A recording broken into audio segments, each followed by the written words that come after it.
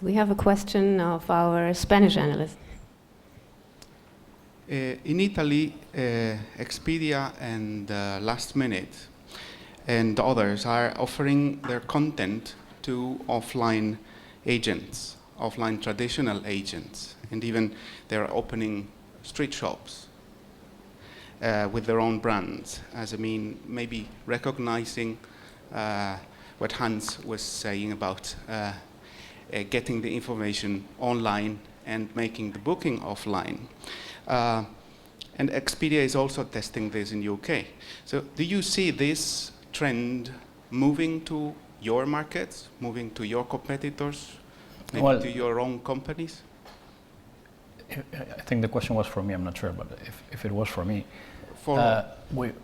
Italy is one of our core markets where so it's happening in our market. And in fact, in Italy, we launched the club program long before Expedia or Last Minute did anything like that, with a large number of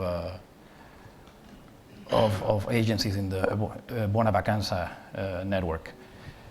In reality, what happened, and we did that in the early 2002s kind of time frame. What really happened is that starting 2003, just direct online bookings grew at a pace that was maybe 10 times faster than intermediated bookings via travel agencies. We had several years of 100%, 200% growth, and we still see that happening. So yes, there might be an opportunity. I think it makes sense. There will always be customers who want to talk to a personal agent, and that agent needs some tools, resources, and whatever you build in terms of product and access to supplier and good prices for a direct customer is also useful for a B2B.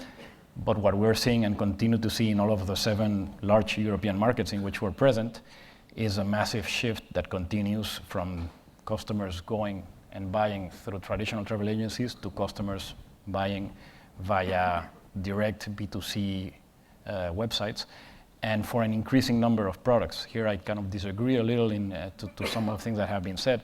It is true that the simplest products come in first, like flights, etc., but all of us are seeing the huge growth in dynamic packaging, and a lot of the things that have been shown even here in Focusrite around how to sell package, how to sell a tour. One of the startups I was impressed in new functionalities, I think are wonderful and can never be matched by someone sitting in a little agency anywhere in a town. I would like to agree with you. In the Netherlands, we operate this OTA, direct to consumers, online. And then we're also a supplier of airline tickets to other travel agencies. And we've seen this channel shift from offline to online going on for already a number of years. Now with this whole crisis thing going on, that channel shift seems to accelerate. And for example, I see that the airline tickets that I supply to travel agents right now are minus 30% compared to last year. Whereas on our online business, we are still growing. So that's a proof of the point that you just made. Now, I also have a question to you, Pierre, because I understand that SNCF in France is a joint venture with Expedia. And I would think that is a very smart move of Expedia to actually join forces with a local company, which actually proves that they understand that there is no single market in Europe, and that you have to deal with cultures and language and stuff like that in your industry relations, and that actually that's the choice they made in France to team up with a company like yours.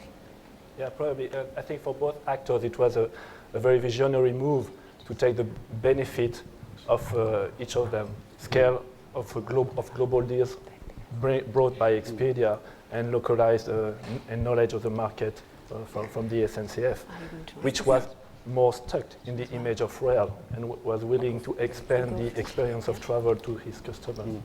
And at some stage, we see how that mixity brings a better value at the end. Even if it's still a challenge every day to bring value. And even if Expedia is operating on its own website in France, we do not have the same market strategy as a different point of sale than the Expedia website for the voyagesncf.com website. Not the same customers, not the same way to push out the best product toward the audience. I know in Germany a couple of weeks ago, Expedia tried to go this way, this Italian way, let me say. I think the problem is, and I know this situation very well, that about 90% of the websites of the German travel agencies have no chance to be competitive, for example, with OTAs or also smaller OTAs. And now, the question is, when you put the content, for example, the Expedia content, an IBE, a booking engine, to a very, very bad website, that makes no sense.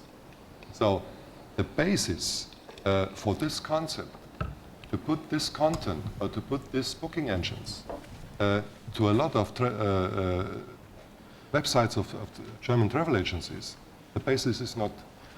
So you're saying given. it's like lipstick on a bulldog. Of course, yeah, like this, yeah.